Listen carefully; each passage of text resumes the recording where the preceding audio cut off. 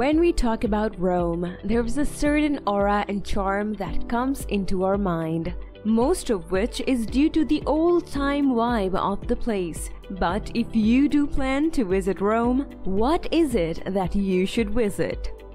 Before we proceed, don't forget to like the video and subscribe to the channel, where you can find two things: places for your next travels, the cultures and traditions, starting from Italy to the whole world. Number 1. Number on our list is the famously huge Colosseum. Our current football stadiums are definitely influenced by the Colosseum, which was Rome's most famous building and still offers a framework for sports arenas. It was built by Vespasian around AD 72, expanded by Titus, and reopened in AD 80 with sequence of lavish events to commemorate the occasion.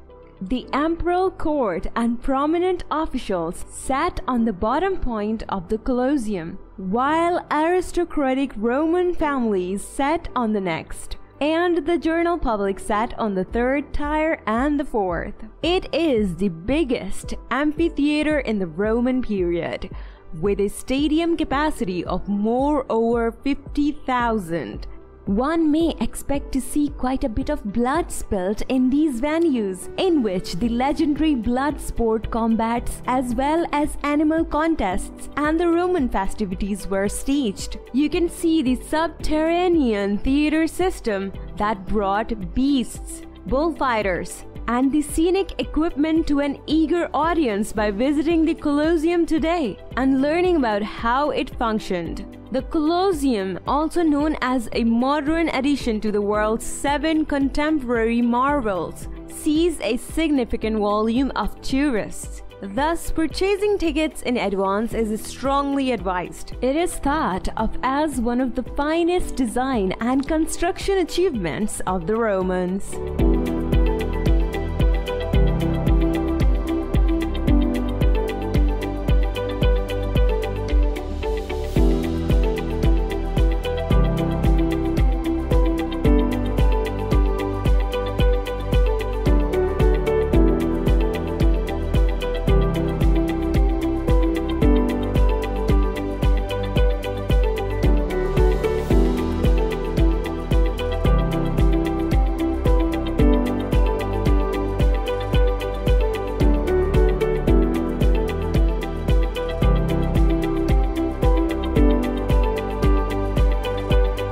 Number 2. The second spot we have for you is the Trevi Fountain.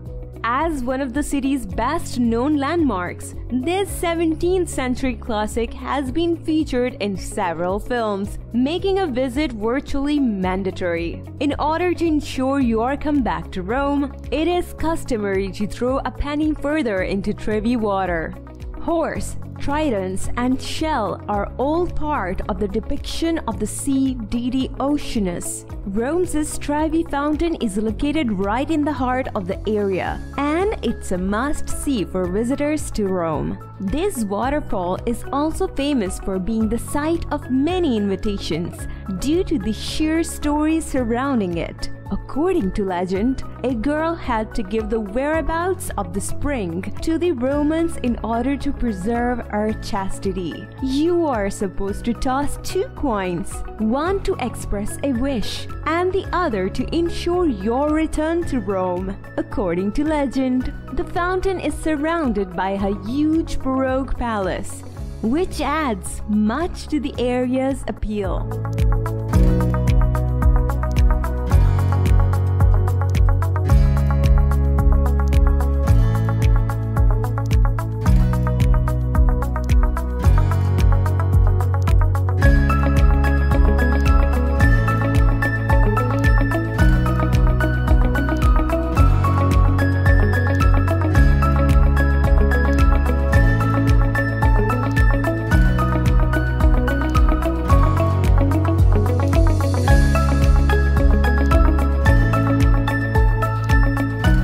Number 3. Having fun? Well, you definitely wouldn't want to miss out on the Pantheon. As a tourist destination, the Pantheon is the area's most well-preserved ancient edifice. In the 7th century, it was converted from a place of worship for the gods of folklore to a place of worship for Christians. Don't be afraid to go in. It's free, which is so unusual we had to include it.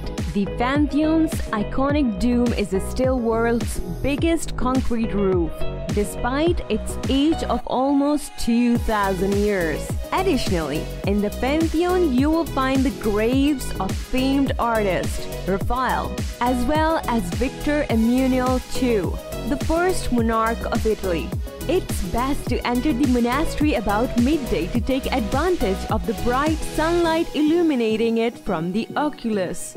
As a Roman architect, Vitruvius established the standard for how the Pantheon's proportions should be constructed. The hemispherical dome's radius is precisely equal to the structure's height. Therefore, it could theoretically hold a perfect sphere within. Only light enters the temple via the oculus, a 9-meter, 30-foot diameter circular aperture that serves as a symbolic connection to the skies.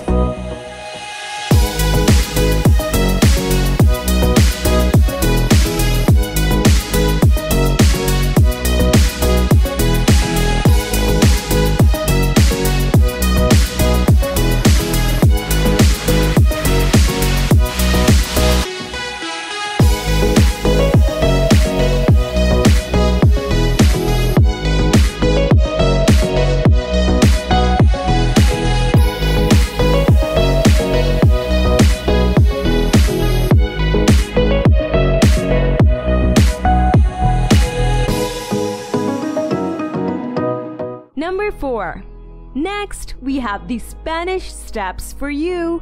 The Spanish Steps, a 135-step staircase erected between 721 and 725 to connect the Spanish embassy towards the Holy See, only with the French Church Trinity de Monte, are a very magnificent stairway. Tourists and residents alike congregate on the stairs, which are often overcrowded. Pink azaleas grace the stairs in May as a form of celebration. If you get to visit them in May, you will catch a lot of beauty. In the 18th century, the steps were a favorite destination for English tourists on their grand tours. The stairs' enduring appeal make them a top spot in Rome for people watching. Located in the Piazza di Spagna, right at the base of the Spanish Steps, in John Lorenzo Bernini's somber monument, which is called the Fontana del Barcaccia.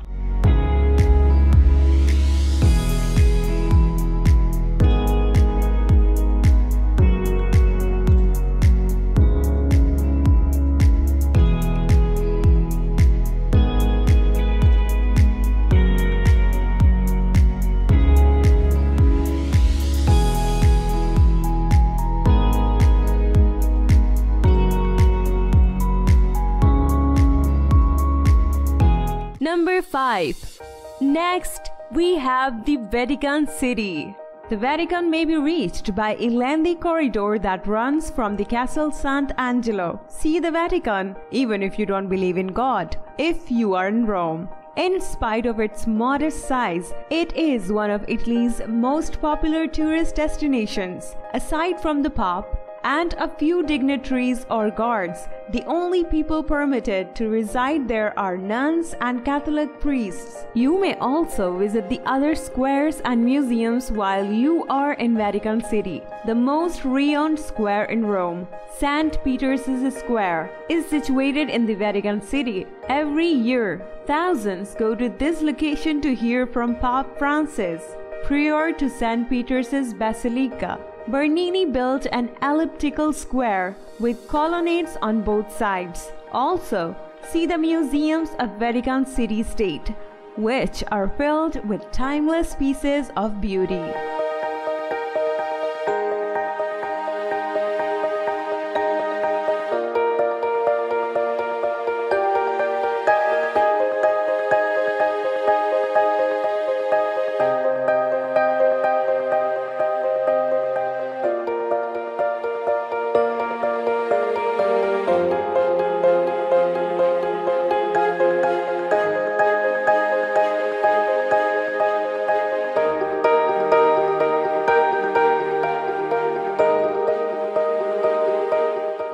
6. Another wonder of Rome is the Arch of Constantin. After gaining control of the majority of Rome's resources, Constantine began construction of one of the last city's monumental triumphal arcs. Constantine's victory against Maxentius at the War of Ponte Milvio in 312 AD is commemorated with the Arch of Constantine, the most substantial honorary archway that has survived. The Arch of Constantine is by far the most recent of the architectural structures that were built in ancient Rome. It was created out of the parts of preceding structures. Arcs of 21 meters in height and 25 meters wide make up the structure. One of the best ancient structures that was preserved perfectly in the Arch of Constantine. It is among the city's most iconic and filmed landmarks due to its prime position.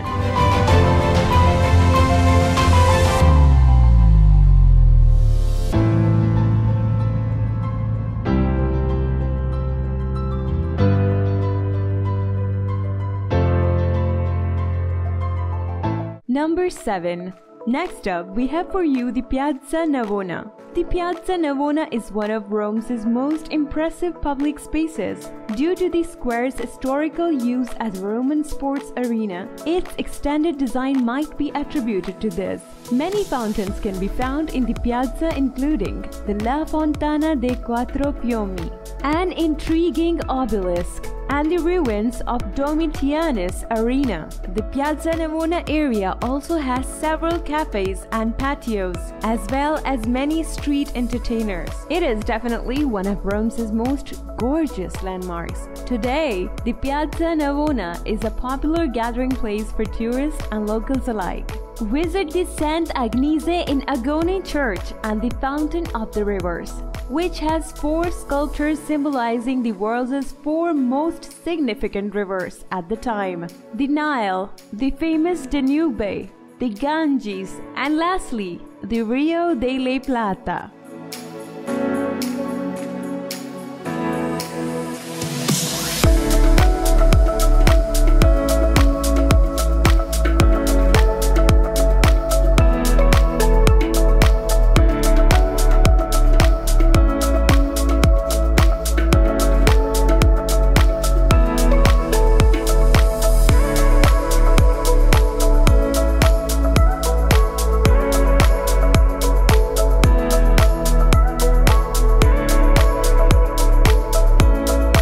Number 8.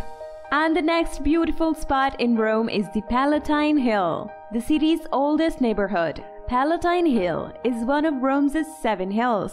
In the heart of Rome, 40 meters above the Circus Maximus, as well as the Roman Forum. This building commands attention. Roman civilization began here about 1000 BC, and it is the only location from which it can be traced back in time. It is said that Romulus and Remus were saved by a wolf from the Palatine Hill after they were discovered by a shepherd.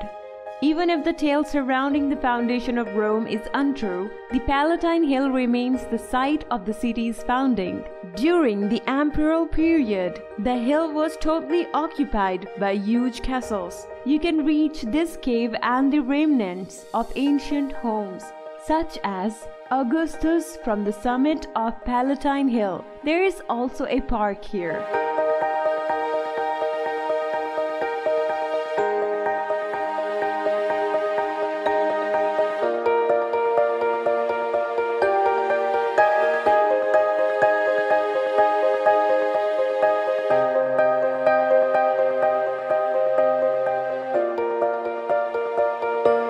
Number 9.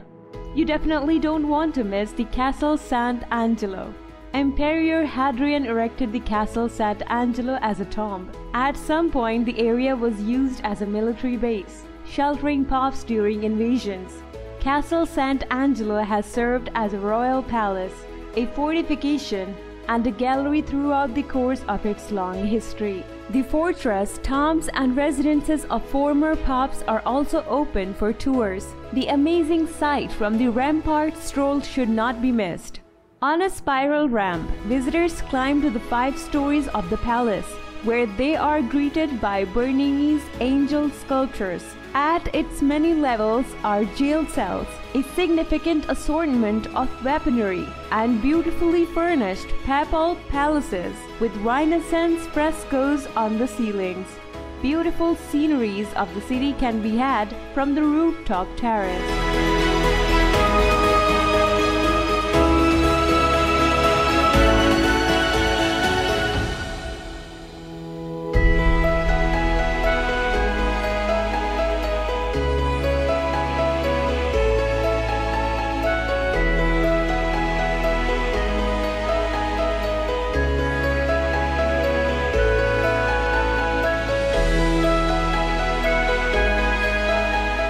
Number 10. Also another important spot in the Trastevere District. The old Basilica of Our Lady of Trastevere dominates the Piazza di Santa Maria in Trastevere, where much of the neighborhood's activity takes place. When it's hot outside, people congregate around the huge pond on front of shrine for many reasons, including socializing, relaxing, or just enjoying an ice cream cone. The Trastevere tiny cobblestone alleyways reveal hidden gems such as humble ancient churches, little stores with the most bizarre items, and more. Individuals looking for more conventional bars as well as those looking for more cutting-edge ones will be able to discover both in Trastevere. If you want to see the city's famously small and flower-lined streets, this is the place for you, in contrast to the rest of Rome's historical landmarks.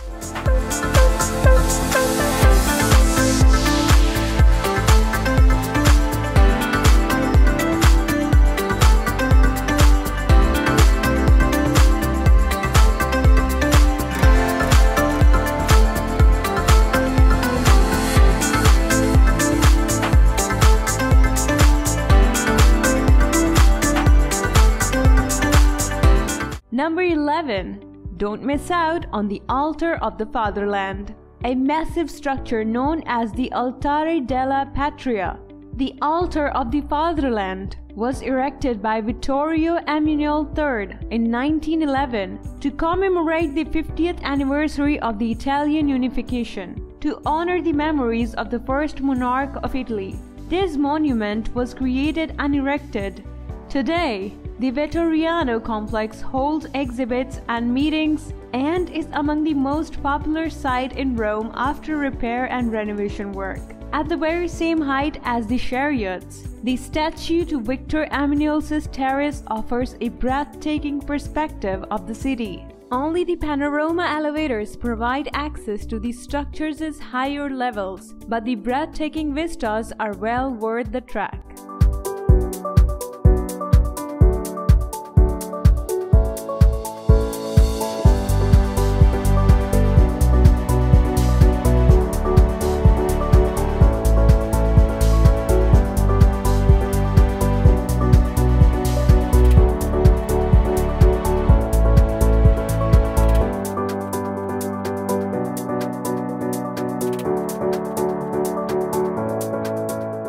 Number 12. And the last important spot that we have for you today is the Capitoline Museum. Founded in 1471 by Sixtus IV, the Capitoline Museum, the oldest existing museum in the world, is housed in Piazza dei Conservatori and Palace Nuovo, the two structures that, along with the Piazza Sanatorio, clearly define the Campidoglio area. Although the Capitoline Museums were conceived by Michelangelo in 1536, it took the Roman 400 hours to construct them. Atop Capitoline Hill, the Piazza del Campidoglio has an impressive piece of works and archaeological museums that were donated by the Pope in the 15th century, medieval and Renaissance paintings, as well as Roman sculptures and jewelry, are part of the collection. Both the Piazza dei Conservatori as well as the Piazza Nuovo, which are situated on the Piazza del Campidoglio, house the museums. The Galleria Lapidaria, a passageway under Piazza del Campidoglio, connects the two homes without visitors needing to leave the galleries. Both buildings that comprise the Capitoline Museums are nestled right in the middle of the city and house a stunning collection of ancient sculptures that will leave you awestruck.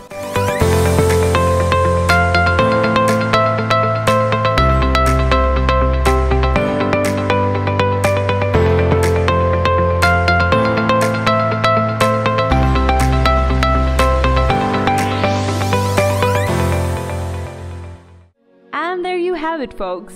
That's the list of Rome spots we have for you. Be sure to try out each one and let us know which is your favorite. Don't forget to subscribe and hit the like button. We would love to hear your thoughts. Thank you for watching. Goodbye for now.